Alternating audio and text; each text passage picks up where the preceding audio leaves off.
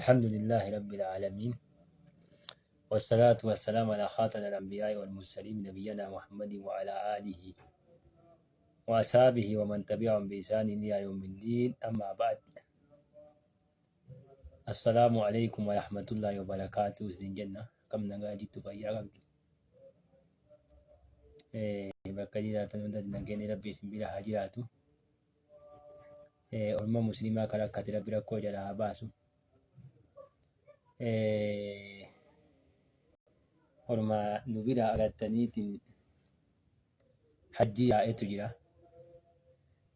Hajji isaanii rabbi yaa qeebalu. Nullee walla rabbi nu haa taasisu. Isaan agattanii anaaf rabbiin haa je'uuni. Mata dureen al'ayyaa walii dubbannu dalagaa hajjiidhaan qixxoottuu ka deeme nu wayyaafe maal dalaguu qabna. Saniyyaa waa xiqqoo wayyaa dachiifna. Mata dureen teenna taa'allaa dalagaa eeganaa agattanii hajji waqixxoottu. Rasuula rabbiitu sallallahu alayhi wasallam كما في الحديث الذي رواه إمام أحمد في مسنده وأبي داود في سننه وصححه علامة الألباني في صحيح الجامع وفي صحيح سنن أبي داود رحم الله جميع رحمة واسعة من حديث أبي أمامة الباهلي رضي الله عنه قال قال رسول الله صلى الله عليه وسلم من خرج من بيته متطهرا wanni mindaa hajjii namaa argamsiisu wanni tokko falatti mindaa hajjii namaa argamsiisu mana keetillaa wadda'attee kalaa masaajidaa deemuun dalagaa hajjiin waqixxoottuu jedhe. Ka akkana ceelle illa caalaa ilma namaati.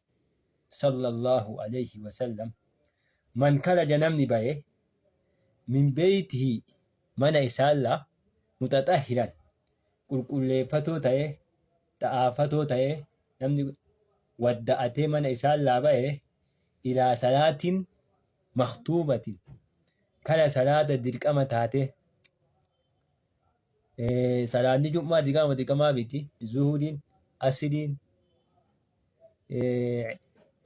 ishaa'iin, margiibni, subiin namni eeganaa agattanii kara salaata dirqama taate wadda'atee qulqulleeffatee mana ofii yaa bahe akka waan hajjii hajjeetiin hin jedhe rasuulli rabbii sallallahu alayhi wasallam dalagaa hajjii qixxootu laayya.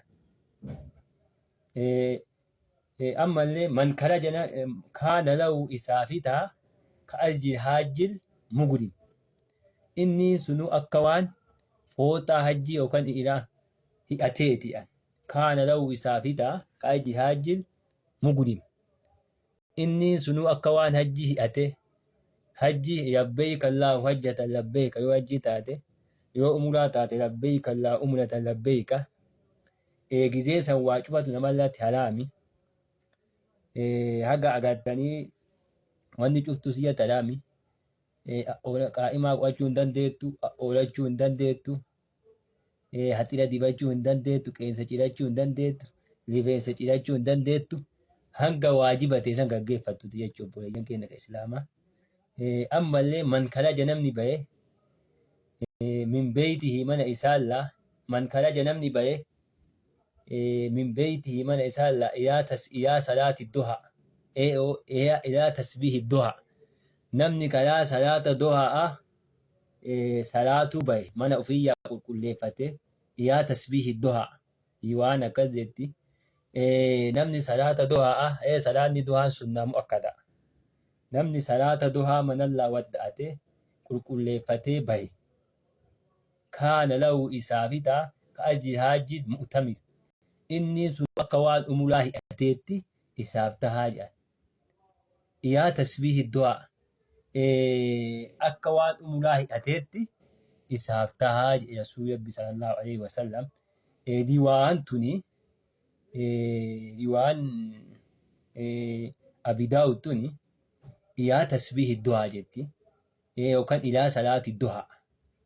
Salaata du'aa haa jettu malee diwaan ulamaa'in keenya agattanii gizee shallii godhan hadiisa kana يوا حديث كان جي علماء جزيه شرعي قان يا تسبيح الدعاء جيت مالي صلاة سنة ملاجو أكبدي أنمني فسلوكا تو باتي واتا قدون لالي أكوان أجي منا أفيتي باتي أجتة كواتا كجراجران كلام لوالله كلام سعيدا أجيت جنانين سنة ملا أكبدي يعني يا صلاة تسبيح الدعاء جيت مالي يوان سنة ملا أكبدي يعني ربي ولا تدرج ربي نهاتا يسوع تكا كتدردني بيتني ربي ولا تدرج ربي نهاتا يسوع نولي ولا أبتو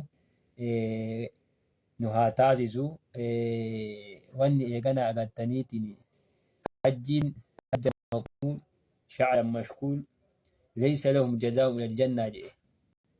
نبي صلوات ربي وسلامه عليهم حجي كل قالن إسي جنة تاجة wanni eegana agartanii yoo qabaatanii rabbi namatti kenne hajjiin dirqama kanumattuu beeknu hajjiin waajiba nama waa rabbi bira kaayee dirqama itti wayyate hajjiin waajiba numala rabbi nu aamu numala rabbi ganta san rabbi nu hafidu walla wayitti rabbi nu haa taa'itu. Assalaamu alaykum wa rahmatullahi wa barakatuh.